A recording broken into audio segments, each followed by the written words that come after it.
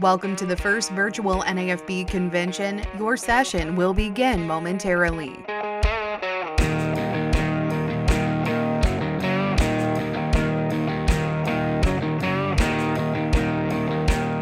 Before we begin this session of the first ever virtual NAFB convention, we would like to make a few acknowledgments.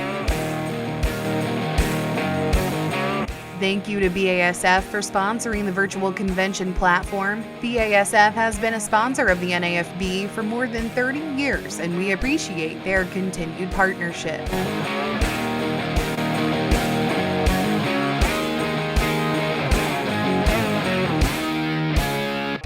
Did you know that by attending this session today, you'll receive points with the NAFB Virtual Convention game, brought to you by Newsmaker Plant Nutrients? Be sure to check the leaderboard on the site. The top 5 participants will receive gift cards.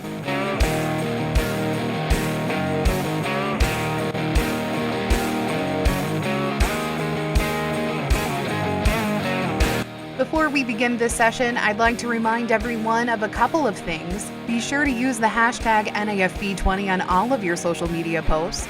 And the NAFB Foundation auction also continues online. Be sure to utilize the proxy bid system to secure your bids today.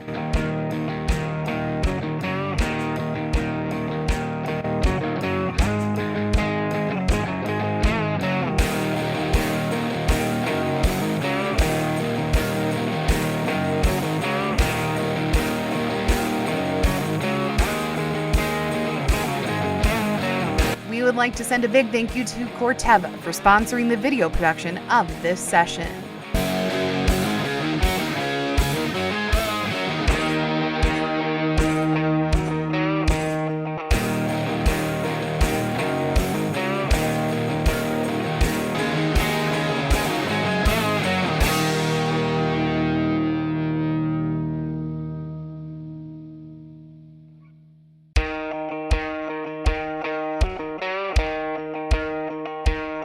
Welcome to the first virtual NAFB convention. Your session will begin momentarily.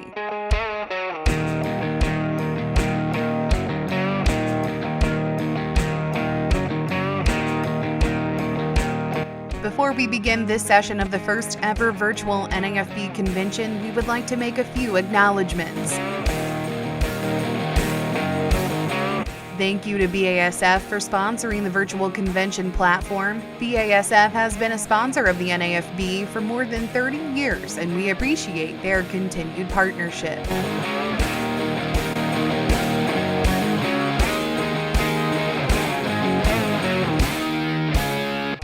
Did you know that by attending this session today, you'll receive points with the NAFB Virtual Convention game, brought to you by Newsmaker Plant Nutrients? Be sure to check the leaderboard on the site. The top 5 participants will receive gift cards.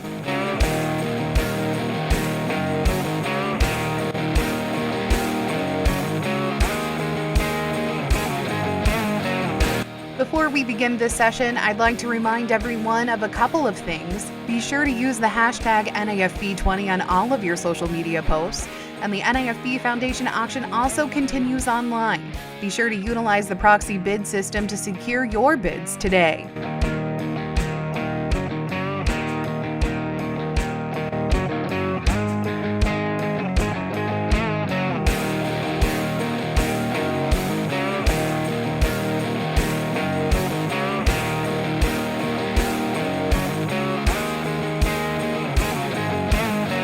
We would like to send a big thank you to Corteva for sponsoring the video production of this session.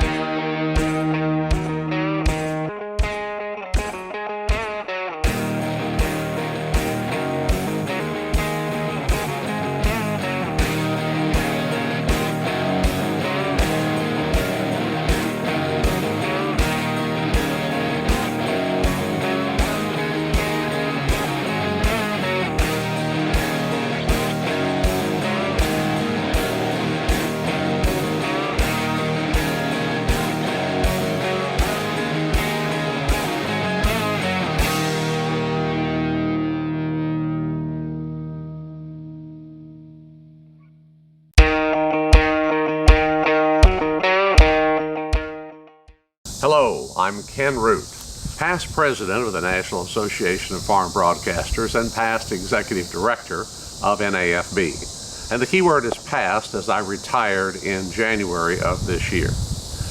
I'm sorry that I can't leave Florida and come to the NAFB convention this year, as I'm sure you are as well, suffering through the blustery weather of November in the Midwest. But I hope that this year is one-off and we are able to move on in future years to go back to the Westin Hotel and all the friends that we know and love. This Newsmaker session is brought to you by the Dairy Business Association and Edge Dairy Farmer Cooperative. Dairy farming is fundamentally changing. This brings great opportunities, but also complex challenges. Demands from customers and food companies, attacks from anti-agriculture activists, and unnecessary government regulation are putting farmers' livelihoods at risk. Dairy farmers need progressive leadership, new approaches, and a louder voice. Edge Dairy Farmer Cooperative makes that commitment. As one of the top dairy cooperatives in the country, Edge fulfills requirements of the federal milk marketing orders and amplifies dairy farmers' voices, the voice of milk, in Congress, with customers, and in our communities. In Washington, we champion policies that benefit farmers, like a stable labor force, sensible regulations, truthful product labeling, and opportunities to do business internationally. Back home, we empower farmers to raise their voices, give them opportunities to help set our priorities, and provide tools to be sustainable. Driven by passion, innovation, and collaboration, we deliver maximum value so our members succeed. Learn how we work on behalf of farmers at voiceofmilk.com. Hello, everyone. My name is Ken Root. This is the first attempt that I have made to do a Zoom meeting of this type. And it also is the first time that NAFB, and my view is also, I hope, the last time that we have a virtual convention. But as reporters, we've always tried to make the best of the situation that's handed to us. And we have two specialists today that can make a silk purse out of a sow's ear, because that's what their specialty is in Washington, D.C. and around the country and even around the world. So I don't consider myself a major part of the meeting except to get them in and ask questions. We'll try not to step on each other so that you can have clean audio. And for those few of you who use video, God save you. Because there's nothing good about the video that I can see from any of the people that I've already viewed so far on this Zoom call. Let me start by introducing the two guests we have today, and I'm going to give them only a brief introduction and let them add to it just a little bit. And I'll begin with Mike Torrey, who I am looking at on the screen at this time. Mike Torrey is from Mike Torrey and Associates, based in the Washington, D.C. area, I understand. I met Mike the first time when he was very junior at the Kansas Grain and Feed Association in the late 1980s. And from that, he has gone on to great things and made all of us very proud of the work that he has done, working in the grain industry and with others in agribusiness. Mike, welcome, and tell me your major focus today, and if you wish, the specifics of the work that you're doing as a public relations or lobbyist in Washington. Thanks, Ken. It's great to see you again. And I just have to throw in one small tidbit that I spent a little bit of time as an intern at WIBW during my college years. And for all you farm broadcasters, you need to make more money. You know, when a kid gets out of college and he has student loans to pay and he wants to go into farm broadcasting, that's a tough road to hoe. Kansas native, and then in Washington, D.C., I currently have a firm, Michael Torrey Associates. We're involved in government affairs and consulting for the food and ag sector. So we work on all aspects of the supply chain, from crop insurance in the beginning to the retailer and what's facing the consumer. So good to be on the program, and thanks for having me. Mike, thank you. Let me turn to Jay Truitt, who is also with us and comes from a livestock perspective. I understand, Jay, you were born in Texas and You have worked in cattle industry across the country. When I first got to know you, you were with the Missouri Cattlemen's Association, and then on to NCBA for an active spell there. And you also, regrettably, were a farm broadcaster at one period in your life, which does damage your credibility a little bit, but both of you have moved on, so we're more proud of you than we would be had you stayed in our ranks. Jay, tell me what you're doing now, and I understand you're in Puerto Rico most of the time while you're doing it. You bet. Yeah, I'm one of those people that I actually have to say thanks to COVID. It trained me that I could be anywhere in the world and do a big part of the job and then just commute back and forth to DC. And I chose Puerto Rico, which is a place that my wife and I have spent a lot of time over the years. But we still have a home in Texas, and again, I still maintain an office in Washington, D.C. Again, my farm broadcaster background, I think, is one of the things that, honestly, I mean, we can all laugh about it, but it was a real turning point for me to open up the doors. I met all the great people that were involved in American agriculture public policy during that experience, and made me realize that it was okay to venture out beyond the borders that I'd kind of set around myself at that time. It was fun, but I also agree that you guys all need to make more money. Well, I appreciate that. Tell me who you focus on primarily in your public relations lobbying work. Yeah, our advisory and analysis work today is primarily involved in livestock, people in the food and ag trade. We tend to focus quite a bit on entities inside and outside the United States that are trying to open new markets or just conduct business in the international sector. And then we have a small little focus on tax matters. As we begin, I want to do one thing here to pay homage to one of the greatest ag policy people of my professional lifetime, who has also touched both of you. He just passed away recently, Dr. Barry Flinchbaugh, 50 years in ag policy, primarily at Kansas State University. And Mike Torrey, I would ask you, as a Kansas State graduate, was he one of your professors, and what comments would you make about Dr. Flinchbaugh?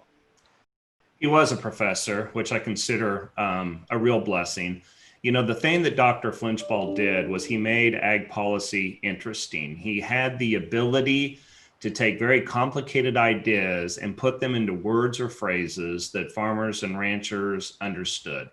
And sometimes those phrases, I think we can all agree, would be controversial / entertaining.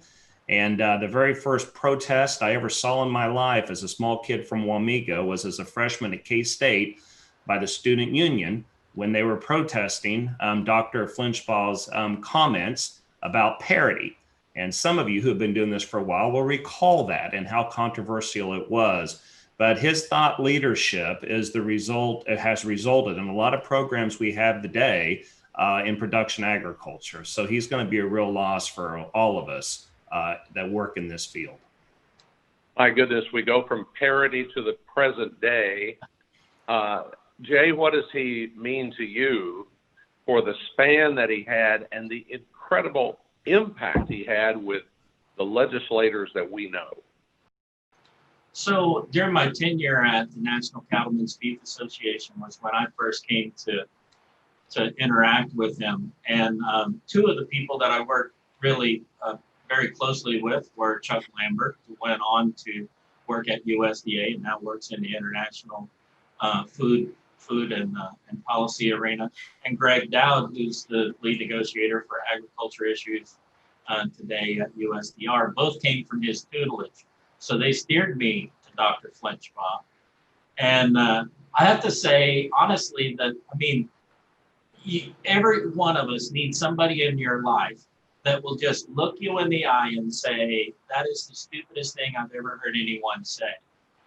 And he had the knowledge and the understanding to do that in a way that, number one, didn't make you feel like an idiot, but also he would take the time and, as Mike said, explain it to you in whatever terms you could understand, sometimes really simple and sometimes really complex terms, at whatever level you were willing to do it, he would take the time and do that. And so on numerous occasions, he kept me from having the wrong opinion. And it wasn't that I just needed to believe him. He would actually explain things in a way that mattered. And sadly, it's a lost art today, right? Where everything that we try to talk about, we want to talk about and have a one-liner to answer it. Well, you know, things like Farm Bill and farm policy, one line won't cut it. It's a complicated thing.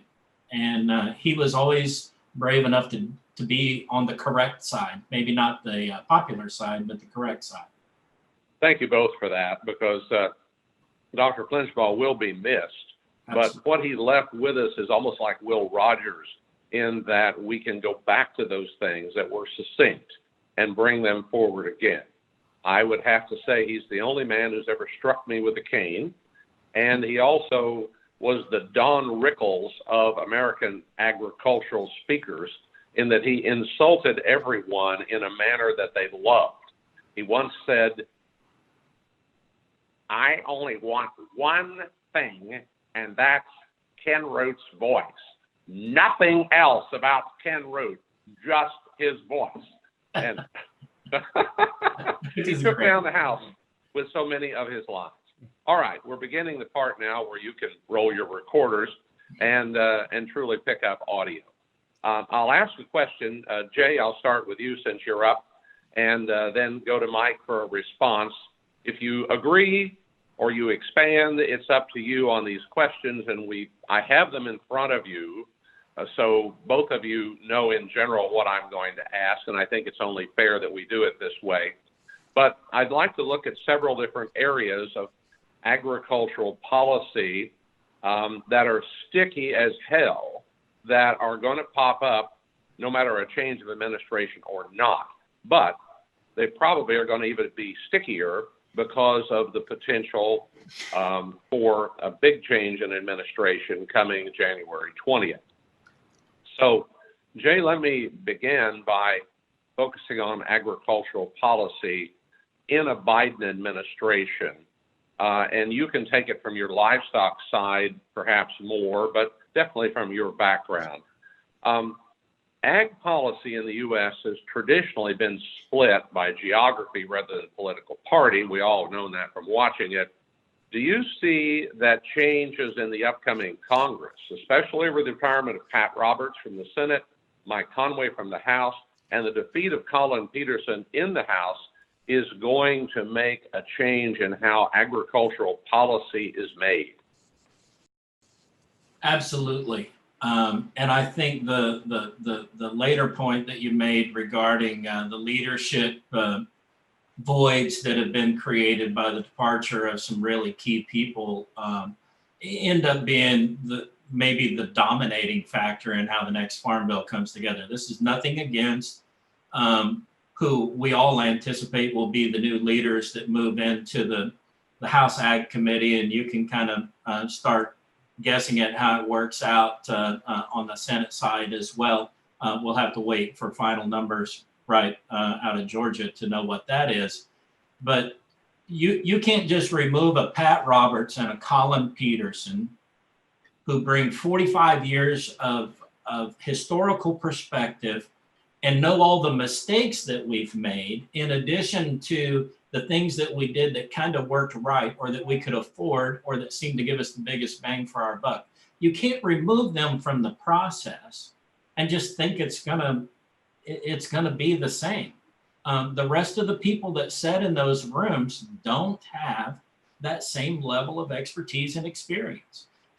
Sure, we're still going to have Southern versus Midwest, and some Northern and specialty crop versus everybody else. The livestock folks will pretend like they don't care what's in Title I and Title II. But the truth is, it'll matter immensely what the conservation program looks like. President Biden promised that he was going to take a look at maybe doing more set-asides and taking some acres out of production. That'll send a fear into the livestock sector, because they like oversupplies of all of those things to keep prices in a moderate level.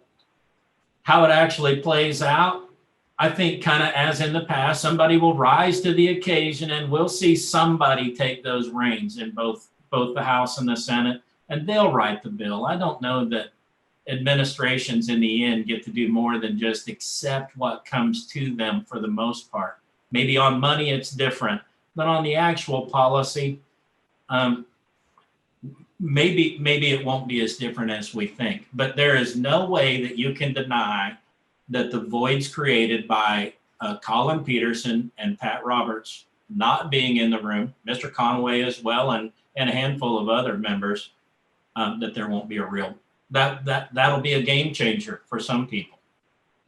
Mike, let me ask you the same thing. Plus, how strong is the influence on the Agriculture Committee going to be by these members from urban districts, the Marcia Fudge and others, who are working on committees and are only really there because of the food and nutrition title? So combining all of that, what do you think moving into the new session? Well, I would offer that I agree with everything that Jay said. I think as we move into this session, agriculture is going to face a couple of headwinds. Number one is going to be money. I think everybody understands how much has been spent through the market facilitation program payments and also the COVID payments for agriculture. Monies they didn't ask for, but monies that happened as a result of several policies and actions and activities in the last 4 years. And then with what's happened with COVID as a whole, and ag spending always comes under scrutiny, and I think it will again. So that's going to be obstacle one. And obstacle two, Ken, to your point, is going to be this balance of social economic policy. Obviously, ag committees are normally focused on commodity programs and hunger programs, but a number of members of Congress have joined the committee from urban areas because of hunger and feeding programs specifically.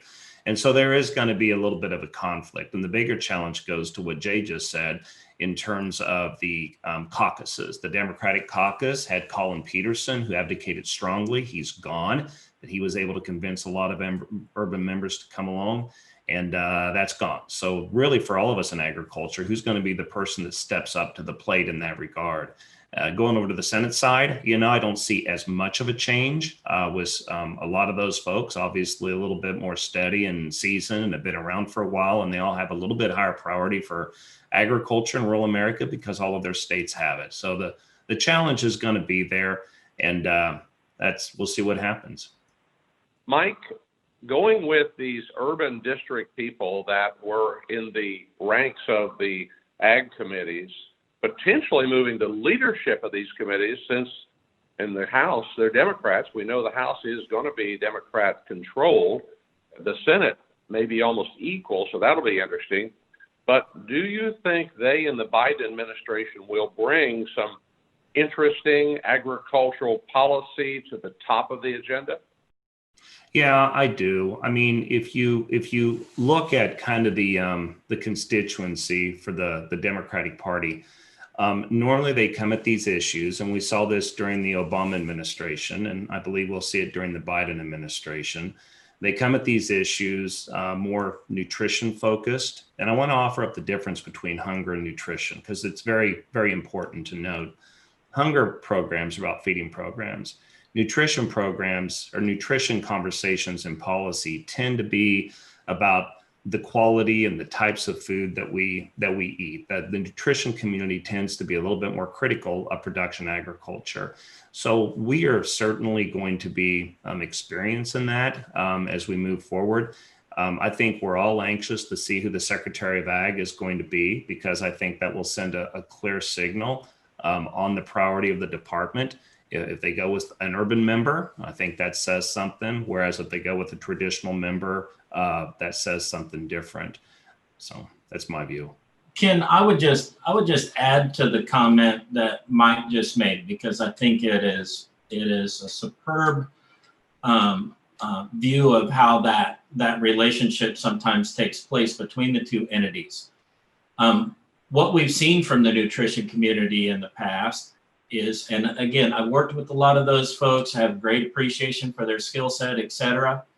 but we tend to have a nutrition conversation in the United States about what we should eliminate from our diet, not from how we should just make adjustments and changes.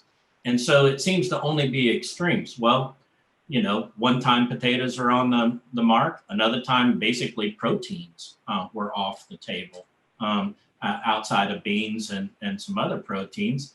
And I do think that stirs that conversation. It stirs that pot pretty aggressively before it ever even really begins. And so again, Mike's comments, I think, ring true for sure, I think, to a lot of people in the livestock community. To keep you with us, folks, coming up at the end of this session, I'm going to ask both of these gentlemen who they think the next Secretary of Agriculture will be. Let's go to exports and trades, and Jay, let's stay with you. Will the U.S. change its trade policy with China under a Biden administration? Sure, I think we will. I don't think in a way that really harms agriculture, but I do think that there'll be a good number of changes. What's still left in that whole package that's currently underway with China today, though, is remember that we're only operating under phase 1 of that agreement now. In phase 2, 3, and beyond, and in some respects, the same is true really for some other countries that really matter to, especially to the beef, pork, and poultry sector. I think I think we've done the really hard work, and we've really opened up those markets in a big way to really gain the high value numbers for the beef guys. That's going to take a little bit more work. China's been buying enough pork. I mean, you know, there's really no words to describe what's been going on with the pork trade there. It's been phenomenal. And I don't think there's much a Biden administration would do to try to harm that. I do think in other sectors, there'll be a lot of changes with the way the administration and the United States interacts with China. But I think from an agriculture perspective, most of the hard work's been done. And good for them, you know. I'm glad we got it behind us. Mike, what about you on Yeah. China with an administration that could be very different in how it approaches it? You know, I don't know if there'll be much of a change in policy, but maybe more of a change in tactics. The Trump administration, their tactics was combative and tariffs, and I would remind listeners that when President-elect Trump talked about how he was going to go after China, there was a lot of pushback, both on the Republican and Democratic side, saying that we were, you know, poking a bear that didn't need poked because we had a good relationship there for America's farmers. Well, now both Republicans and Democrats in the world is talking about how China is a problem on so many levels. So I don't think that the Biden administration, from a tactics standpoint, will back off. I think they'll push, but I think they're going to be more collaborative with our international partners on how they approach that. And I think clearly they're going to take a fresh look at what's been done, knowing that American agriculture needs that market. So I expect a bit of a change in tactics, but again, not as much on policy. Mike, staying with you, what about work toward trade treaties with Asian and European countries? You know, we had a lot in the works in the Obama administration, which Hillary Clinton and Donald Trump both said that they were not going to continue with. We even trashed NAFTA and started all over with it. What do you think will happen on trade treaties? You know, I think the first thing to watch for is whether the Biden administration decides to change course and go back to the multilateral approach compared to the Trump administration that was a little bit more bilateral in their conversations.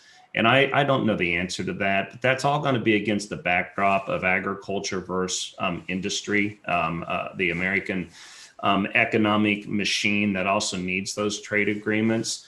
Obviously, ag is going to have to be a significant part of that. I don't know if, for example, on TPP, which the Obama administration had negotiated, the Trump administration put that to the side, but I would assume the Biden administration will revisit that.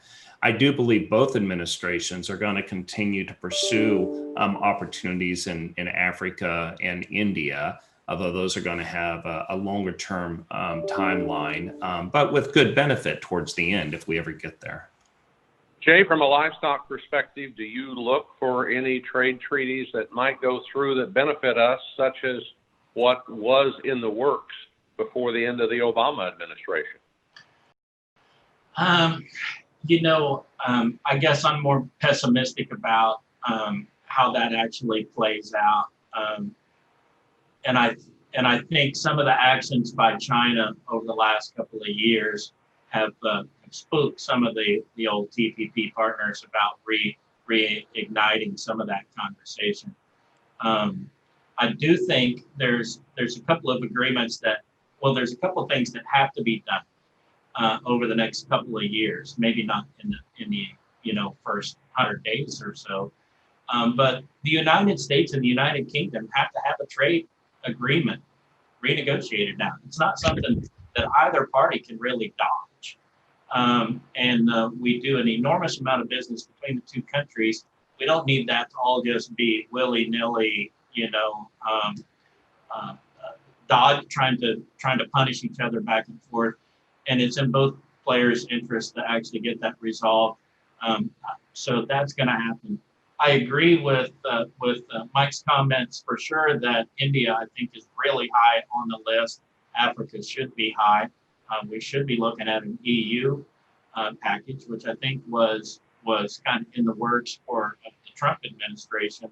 Had they remained in power, and so yeah, I think we'll still go after it. I personally, while at one point I was a massive supporter of these multilateral agreements, and I understand how they can bring some progress.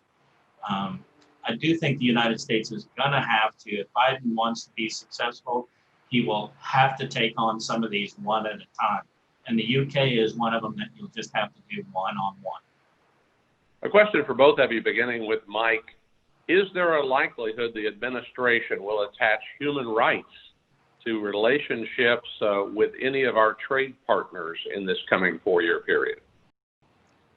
Well, I think if you look at USMCA, obviously it was renegotiated with the House of Representatives based on the rights of laborers in Mexico. I don't see that changing, especially in a Democratic administration and a House controlled by Democrats. So I believe that social policy is still going to be attached to any trade agreements going forward.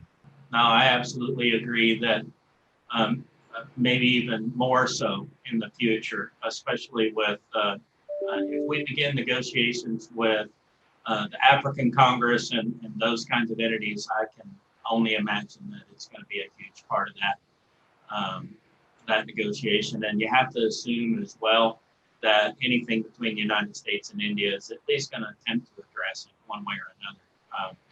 There's a lot of people from India that come to the United States, a lot more than we tend to normally discuss. There's a lot of people trade between the two, and I think that's going to weigh in. I agree with Mike. Jay, staying with you on the small issue of climate and this new administration and how that will impact agriculture, which really has the greatest control over the land mass of the United States of any sector. Will U.S. farmers and or ranchers be included in the climate policy that's set up? Are we all going to get a seat at the table? And will there be any opportunities for agriculture if climate change becomes policy of this administration? So the answer is yes, I think will be included. For some people, they will love it, and some it's going to be kicking and screaming. There's no way that we can really avoid that. Any discussion about, for example, in a Biden policy document, they discuss what they see as the opportunities for us to improve that. That's by creating some set asides for land or expanding CRP type programs. That's not the language they use, but that in reality is what they're discussing. Maybe changing some of the crop base in the United States. The last time I checked, farmers and ranchers don't tend to like being told what to do. They don't mind being compensated for that. And so it probably depends on how that plays out, whether or not they weigh in.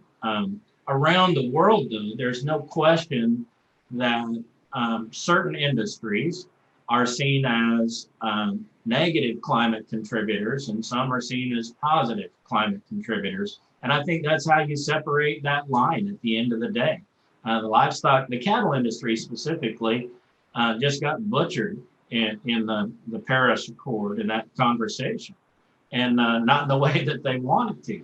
On the other hand, if you're a soybean grower or a corn farmer, you could see a lot of ways that you could do that. I would just remind everybody that we had a big debate over carbon sequestration in the US Congress once before. And I worked on that issue a lot during that time period for people that were supporting the outcome of that to be positive.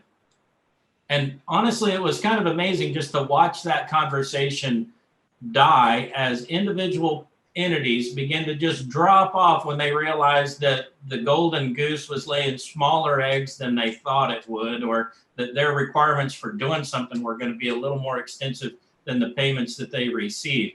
And so I tend to think that these are discussions that they sound great and lofty in the beginning. When the rubber meets the road is when we'll see how it breaks out, and we'll be surprised. There'd be no question about it. We'll be surprised, and the final details will probably determine who ends up being the supporter in the end.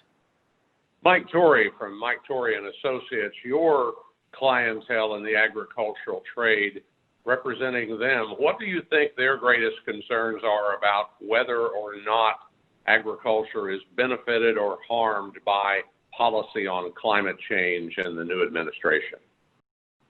Well, first, I would say that there's organizations out there in agriculture that are already being proactive on this issue. And I would combine climate with environmental work. I mean, a look at, for example, what EDGE is doing in the upper Midwest, and that's a very volatile area in terms of water quality. And from an environmental standpoint, ag has been doing a lot that they're not getting credit for. That if you take a look at climate, I think the degree of government involvement in that in part will be dependent upon what happens on January 5th in Georgia, where the majority of the Senate will be determined at that time. I mean, most folks now think that somehow the Senate's going to be Republican controlled, but that's not necessarily the case. So taking a look at that, I do believe whatever happens, obviously this administration will rejoin the Paris Climate Accord. And for agriculture, who's already working together in Washington, D.C. to try to come up with voluntary-based solutions that allow for cost recovery, albeit to the earlier point, that cost recovery may not be exactly what folks hope for, but still trying to find a process that allows this to be as voluntary in nature as possible and reward farmers for a lot of practices they're already engaging in. So the hope is, again, going back to social economics, how can we have a balance in act? So it's going to be close to the Short answer question for both of you that's hypothetical, but interesting. Do you believe agricultural production in this country is going to expand or contract over the next 4 years based upon climate policy? Mike? Agriculture production will expand just because it has to. And the technology is such that it's going to continue to give it more opportunities to do so. I think the real issue is going to be whether government decides that they want to revisit supply controls. And there are folks that are in Congress or were in Congress that have offered up that that's probably a policy to consider. At this point, I don't think it's real unless we move into the Farm Bill, which again is in 2023. But if we approach that time period and we're suffering from low commodity prices and a tough farm economy, all the listeners know that that's always a conversation that's had. But that'll be against the backdrop of the ability to produce more food with fewer acres. Jay, what about you? Do you feel like ag production will expand or contract over the next 4 years because of what we project we'll do on climate policy? I think there's no doubt, including or not including climate policy, that we will increase agriculture's capacity in food, fuel, and fiber across the board. The reality is we have a growing world population, we have a growing consumer base. That demand is going to drive supply. and U.S. farmers, maybe as and ranchers, as maybe as well as anybody in the world, always rise to that demand. So, I actually just believe that we're going to see an expansion from an agricultural perspective, almost regardless of what the public policy components are, other than some really extreme things that I think honestly aren't on the table for discussion. Gentlemen, last area, and that is immigration. And it may be last because it's the most unknown or feared or whatever it may be. And Jay, I'm looking at you. Will there be a change in immigration policy that affects agriculture? And will these immigration restrictions benefit production agriculture or damage it? I don't think that we will see any new immigration laws or formal policy. I do think what we will see under a Biden administration becomes some relaxation on the enforcement side. We may even see some temporary paths for citizenship and other measures that are undertaken from an executive order standpoint. And there are segments of agriculture that are short people and need that experienced, qualified labor. Sometimes that's within the boundaries of the law, and sometimes it's outside of the boundaries of the law. And we shouldn't be afraid to have that honest and open discussion about how that really plays out. I do think that within the programs that we've used in the past to supplement that kind of that specialty labor, I think we'll probably see some expansion of that, maybe in either administration, honestly, that option that you might see moving forward. It's going to take more people to make agriculture function, and I think we'll see that actually occur. I really don't see it being a limiting factor, and I'm not one of the people that buys in that we're going to find some magic holy grail to solve the immigration discussion in the United States. If you believe that, I honestly kind of think you're kidding yourself. And it's fun to talk about, but the truth is it's just not going to happen. Mike Torrey, I have noticed in the past that agriculture and organized labor seem to almost line up exactly the same on immigration. And definitely it is a major issue, but let's talk agriculture specifically. What do you think will take place in the new administration on changes in immigration action and policy?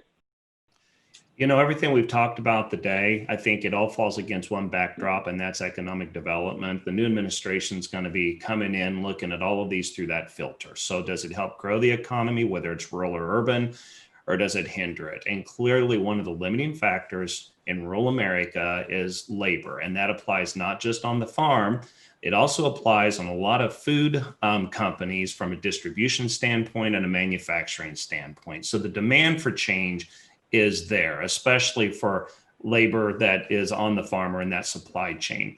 The other side of that, though, is you can't move that without dealing with illegal immigration. And therefore, we've always been held up on getting anything done. So to the earlier point, anything that's going to happen is going to have to be done through executive order. I do not believe that there is going to be legislation that passes the House or the Senate in the first 2 years of this administration. I would see that more as an after the midterm election, but all of us in the supply chain need to work very hard on getting this done. So I believe the efforts are going to be incredibly strong and important to lay the groundwork for future action.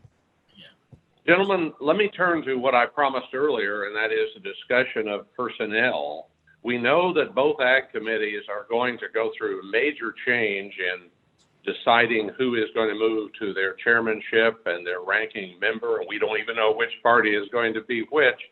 But let's go to the Secretary of Agriculture job. Mike Torrey, let me start with you.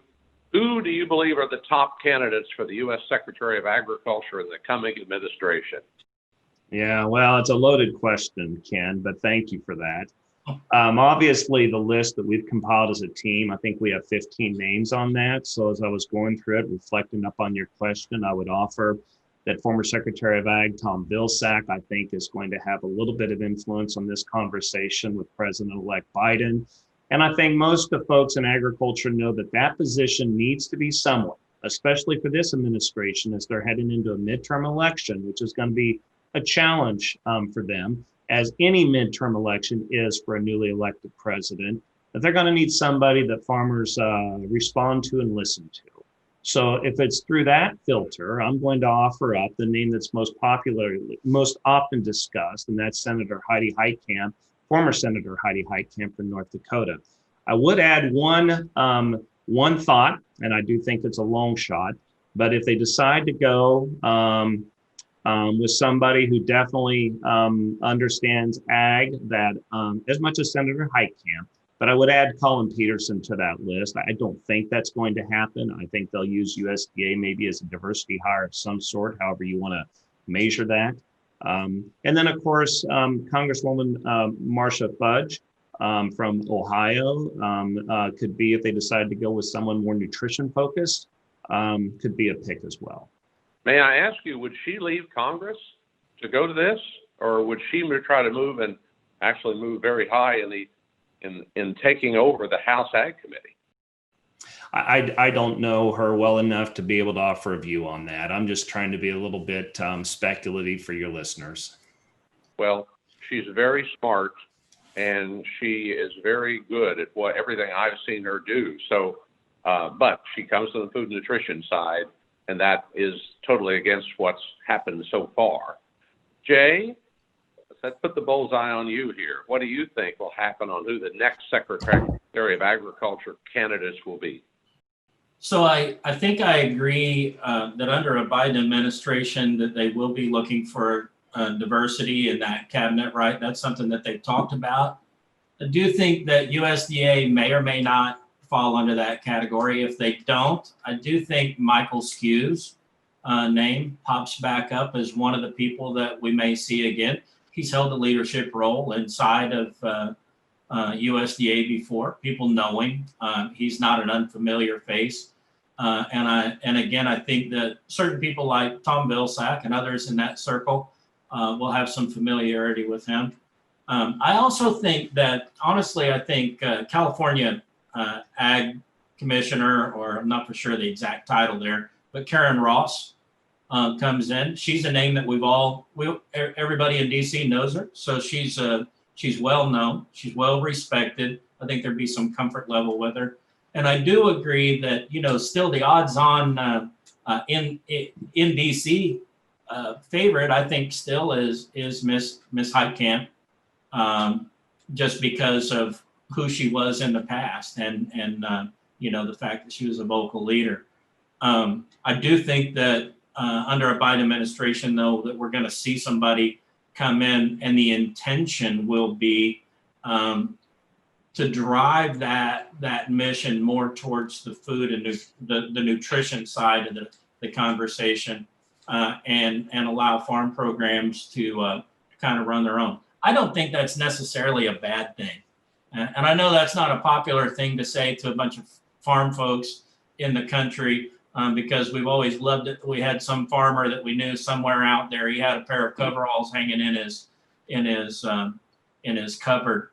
But the reality is that we can hire really strong people at other levels inside of the Department of Agriculture. And if they allow them to really run those programs properly, and we have good economists and other folks inside the agency, I think it's possible to do both, and do both very well. It should be. The two are inseparable in many ways, and we should be able to do both well. We have called on a lot of governors in the past to be Secretary of Agriculture, farmers before that time. And I think the one who served, obviously the most recently, Tom Vilsack, is of interest, but he's done his time. Who do you think, what role, Jay, do you think Vilsack may play? Will he be a cabinet officer, or will he be an advisor back behind the scenes? The best perspective I get is from some of the people involved in the transition process, and it would appear at this point he is an advisor, plain and simple. I don't know that. I do know, we all know that he's had his eyes set on higher office. I don't think Ag Secretary was what he meant by that. And I think at some point we probably see him maybe serving more in an internationally identifiable role in the future. Mike, I don't know how much you know about him. I suspect a lot. But, you know, he's made some pretty good money since he got out of being Secretary of Agriculture. Where do you think he'll fit? Will he give up his day job and plunge in again, or will he just be in the background? I don't know the answer to that.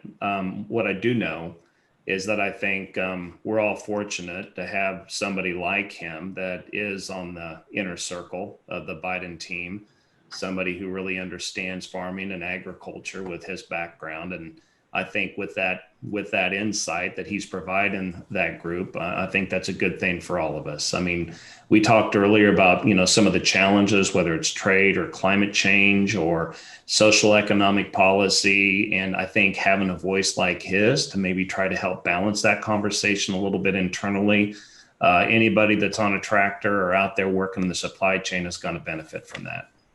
Mike and Jay, I want to thank both of you for being a part of this. I have one lightning round question for both of you, and that is, discounting weather and military conflicts, will American farmers fare better or worse in the next 4 years than they did in the last 4? Mike? Better. Jay? Better for sure. Well, that's good optimism for both of you. Thank you both very much for being with us for this Newsmaker session of the National Farm Broadcaster Organizations.